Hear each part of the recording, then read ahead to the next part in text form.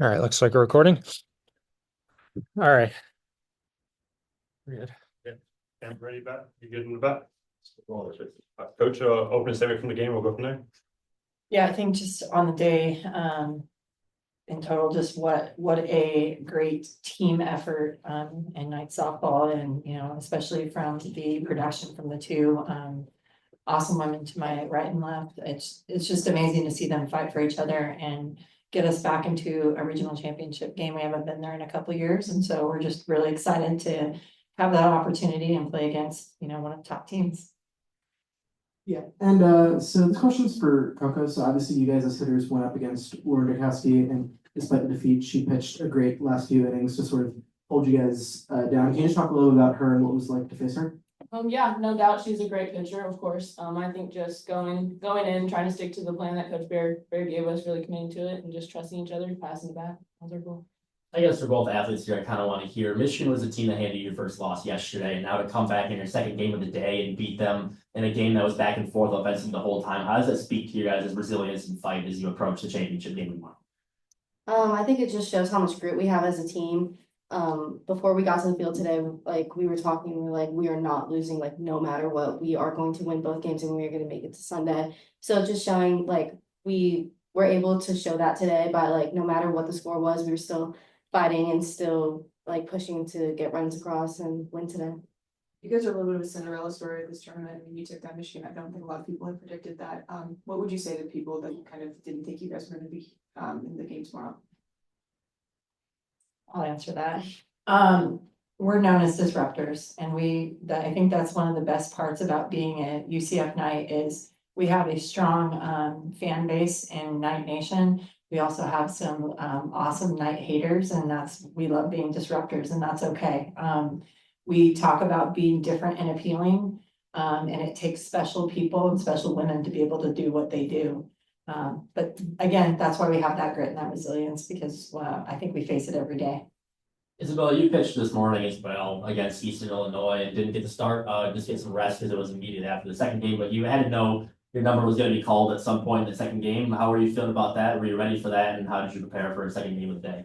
Yeah, just like flushing the last game, like every pitch is like every game is a new game. No matter what happened, I still need to be prepared to have my teammates back. And knowing that Jess and Caitlin Felton came in before me, like having their back and making adjustments pitch to pitch and inning to inning, so I can keep the team in a good position to score some runs and win the ball game. Coach, I mean, obviously Isabella's been a stud for you guys all year. What was your confidence level in her back in this game, despite her pitching 3 games in a row? Despite having pitched like just so recently, like what did you think about her performance today? Yeah, well, my confidence is definitely high in her. And that's why we kind of flipped the script and put her in for the high leverage innings. And so, she's a good matchup to any hitter, and especially with the 2 other pitchers that threw today they all complement each other. But with these hitters and postseason, I think you need more, and that's what you're seeing across the board. You're seeing multiple pitchers for every team. So excited that we have this young lady to be able to do that in any position in the game. You guys have been very reliant on your pitchers all season this year, but these last 2 games in regionals, your offense has really been riding a wave. So how do you anticipate that carrying over into Texas tomorrow? Well, I mean, I know that they're tough, and they've got their ability to play the game, play defense, run, and pitch. They've got a deep pitching lineup as well. So I think it's going to be a good matchup, and we just have to play our best game. I think the worst thing we could do is go up and play against Texas versus playing against our best selves. Yeah, and for 3 straight innings, Michigan gave you guys chase offensively by matching the exact amount of runs that you put on the board. So can you just talk about what it was like to go back and forth offensively with Michigan?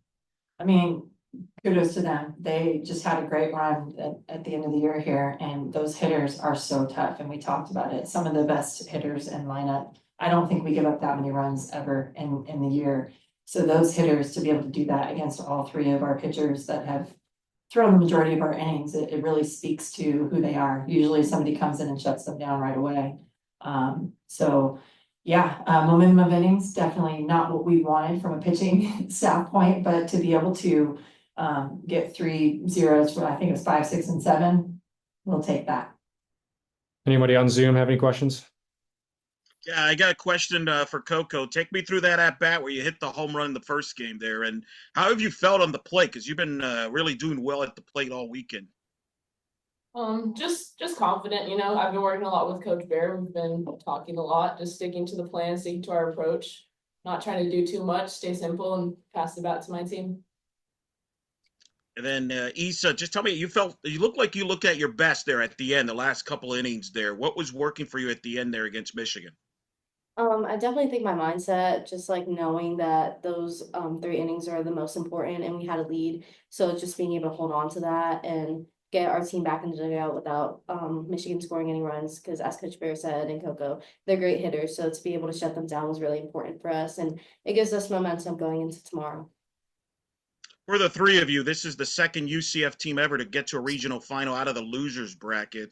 You mentioned it, Issa. You were determined not to lose. Just take me through the mindset from pitch one today against Eastern Illinois to now.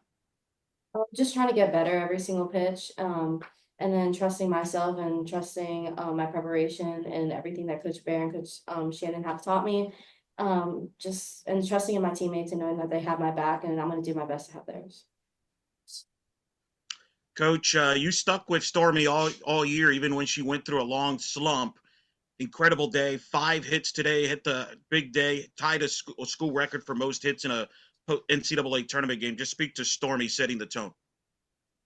Yeah, I mean, she's a hitter and usually she gets herself out. So, if you can, just like Issa talked about mindset, if we can keep her mindset in the right place, it's really hard to get her out. But even if she does go through kind of a dry spell, pitchers are still fearing her, and that presence in the box is more valuable at times than just a base hit here and there. Coach Coco talked about how she worked with you from her hitting perspective. I want to ask about your end of those conversations and what have you seen from her that's been different this week that has helped her get 7 hits this weekend? Yeah, well, she's swinging at the pitches that she wants. There was like one little mechanical tweak that we talked about, and she's just been, like she talked about plan and approach, she did it, and she's very modest and humble. So at one point in that game, I felt when she did hit the home run, I just felt like, okay, her timing's a little off. She's not making that little adjustment that we talked about. So let's just have her hit away. And hey, she did it. She went for it. And we talk about going hard. And if we fall on our face, we fall on our face. It fell her way. So, it's really special to be able to coach these women the way we are able to. There's so much trust. I am definitely I love big time, but I'm hard on them. And this one right here is really nice. She said, her best part of the game, but I think I was making her focus on getting mad at me a little bit, maybe just a tad bit. But to be able to have that trust and know that it's coming from that place, I might get a little emotional here, but it's awesome to have. And it really speaks to who we are and why we win, because it's the people that we have to our left and right. It's not just the softball players. For the three of you, what was the difference between your first game against Michigan this weekend versus this one? I think our grit and our fight.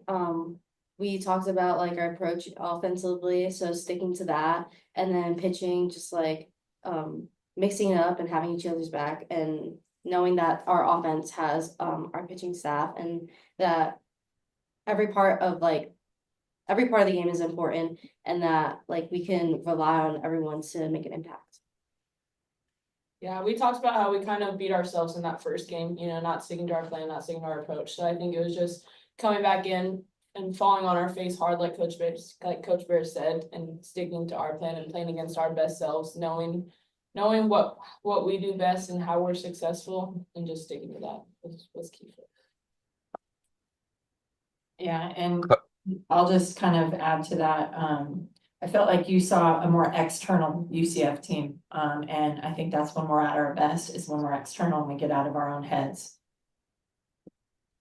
Coach and Issa, you're going up against Texas tomorrow. Issa, you watched as last year's team took on the Longhorns in the Plex. Coach, of course, head coach, and then what do you learn from that series that you apply now that you have to face the Longhorns with such stakes on the line tomorrow?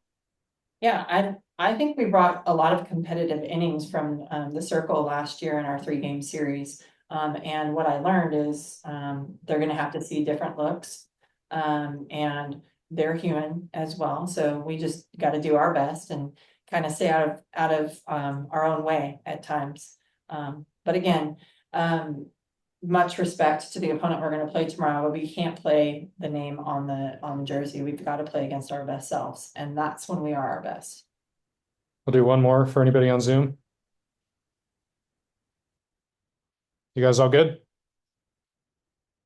All good. Congrats. Well, thank you guys. Thank you.